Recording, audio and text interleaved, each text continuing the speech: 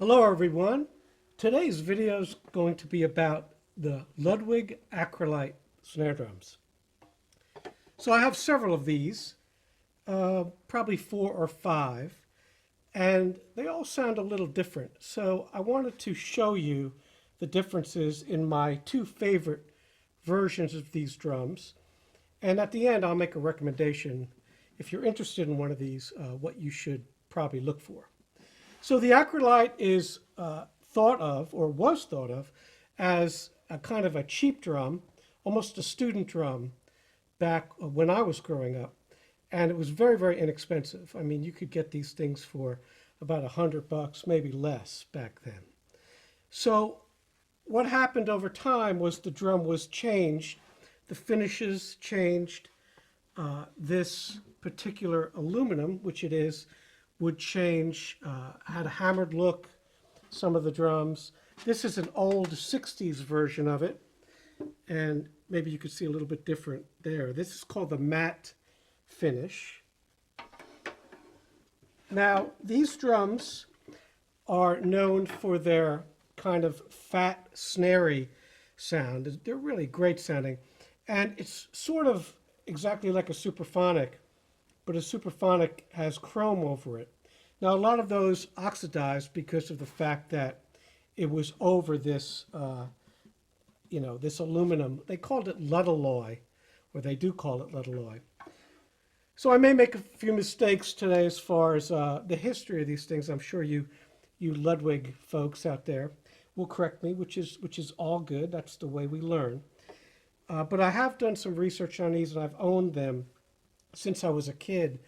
I've owned one of them, this one right here, since I was a kid. I have a few from the 60s. I picked up another one recently from the 60s. And I also have a couple 70s drum and one drum from the 80s, which I believe is this drum. Now, you know that because it's got that badge, okay? That's the more modern badge, as well as this strainer here, which is the more modern Ludwig strainer. Now the older drum has the old Ludwig strainer. I'll try to put the numbers up on the screen, the model numbers of these strainers. And the snares also changed. These are the original Ludwig snares that they used in the 60s. This particular drum was made, I believe, in 1967. It's also got the baseball bat muffler here, which I do not use, but it has it. Works very well.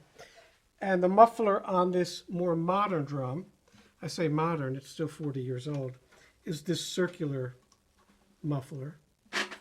And it's got the circular actual muffling device in there. Other than that, the shells look a little different. This one's a little bit more, a little bit darker. This one actually looks like it's a little more metal to me. As far as weight goes, they feel exactly the same.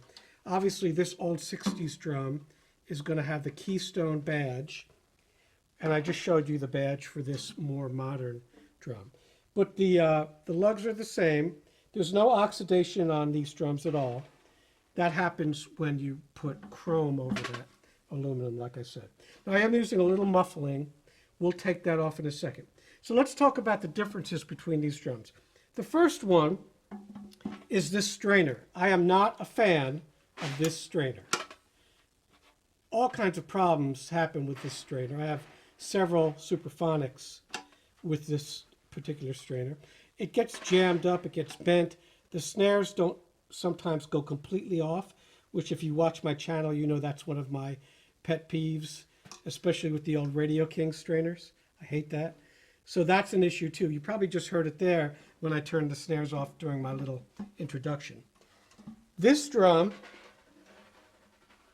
the snares do go off because I believe this is a much better strainer. And they stay off, okay? And I've never had a problem with this kind of older strainer. So I'll play this drum for you now. And let's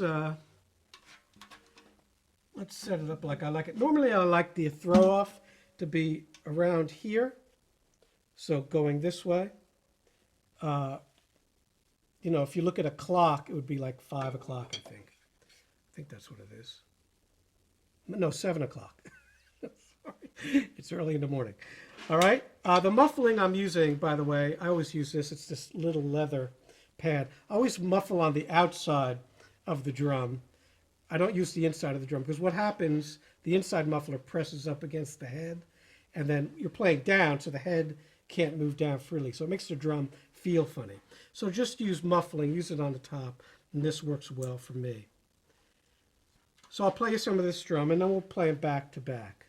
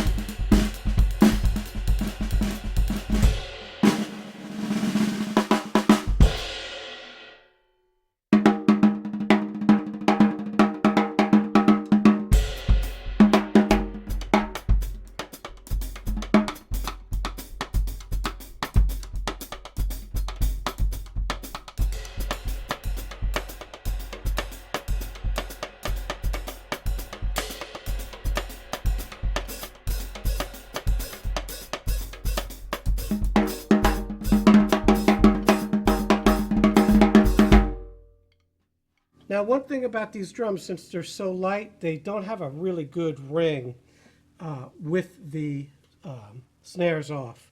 I am taking the muffling off now, and I'll do that with both of them so you can hear them back to back.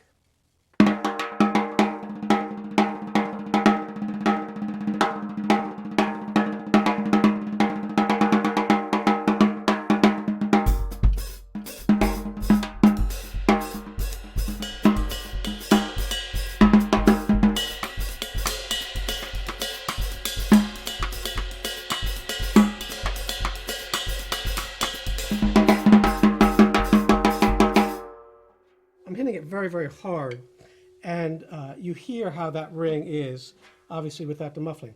But it's not focused. It's not a focused ring. More like a timbali without a bottom head.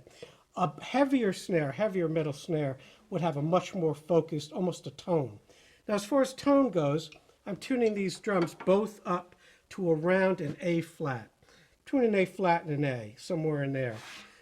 That's normally the note that I use to tune up a 5.5-inch snare drum. So that's just something to remember. That's a good tuning for an Acrolite. And we'll try this one now without the muffling. Again, snares off.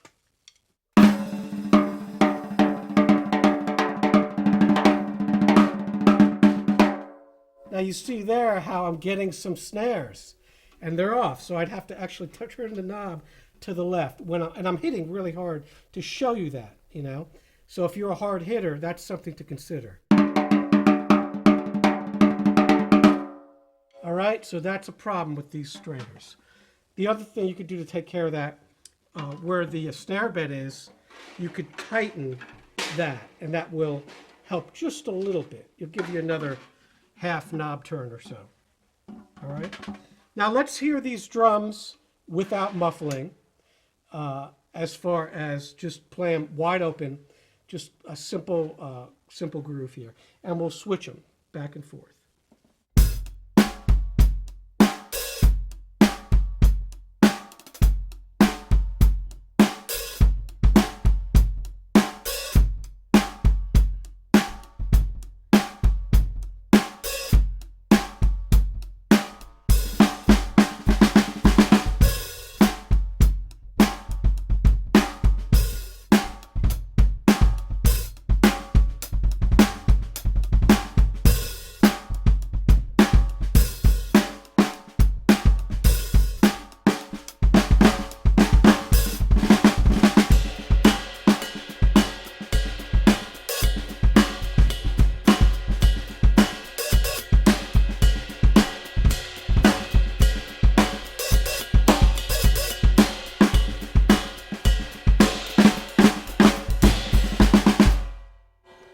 And now we'll hear the other one.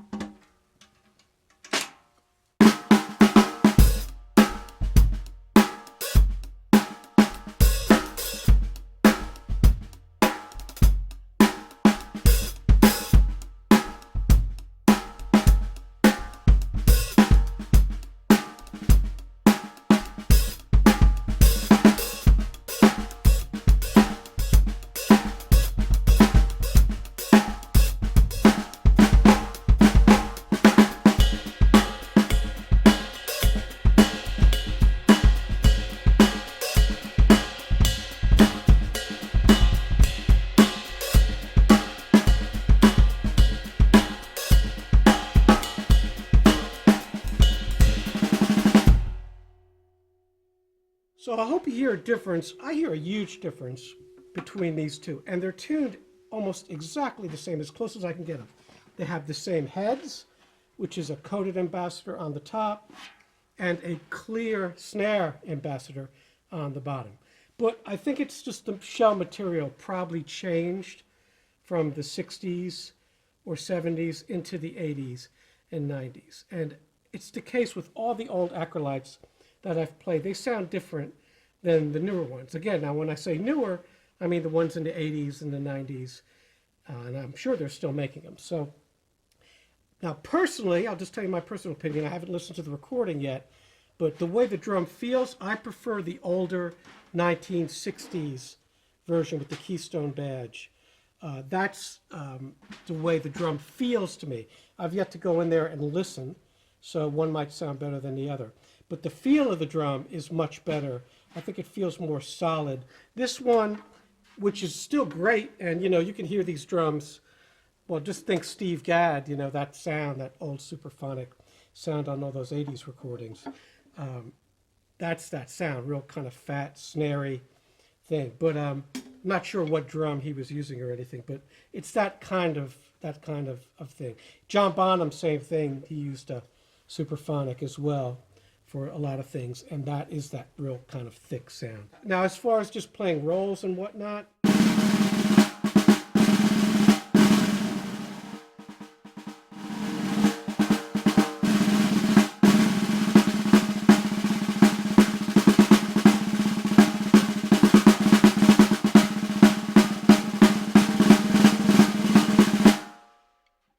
it works just fine. They both do. And, it's not a great drum for any kind of sensitivity. It's not a good drum to do for any kind of classical thing, or if I'm recording rudimental etudes. I'm not going to use an Acrolite. It just doesn't have the definition. But as far as just a thick drum with a little muffling, it's great. So.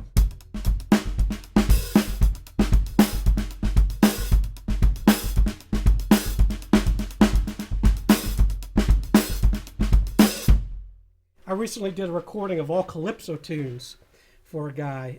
It's kind of a steel drum thing, and I used one of these drums. I went through a lot of drums, and he liked this one the best. And of course, that feel.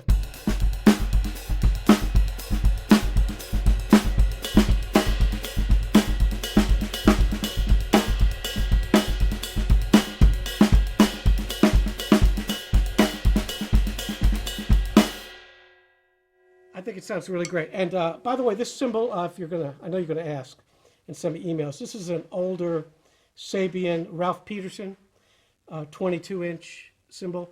They only made a certain amount of these. I don't think they're available anymore.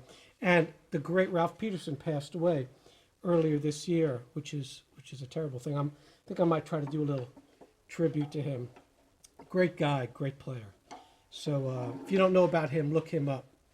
He was a protege of Art Blakey, and actually saw him play with Blakey's band when I lived in New York years ago. So that is my take on the Acrolites. We'll play them each a little more. One thing I did forget is the cross rim response. We'll do that real quick.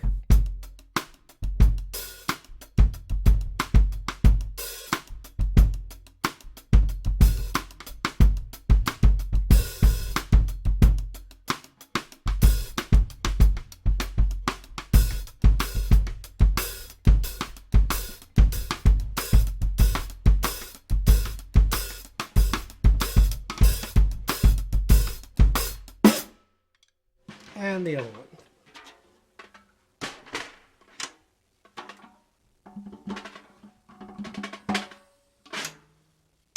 I'm going to put the muffling back on this so it's a fair comparison.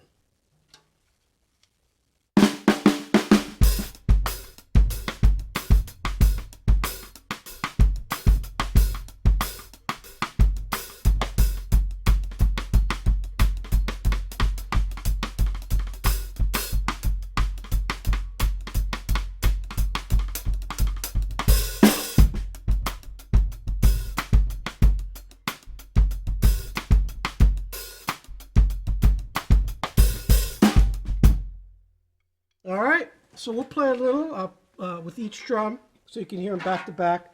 I'll try to do a mishmash of stuff.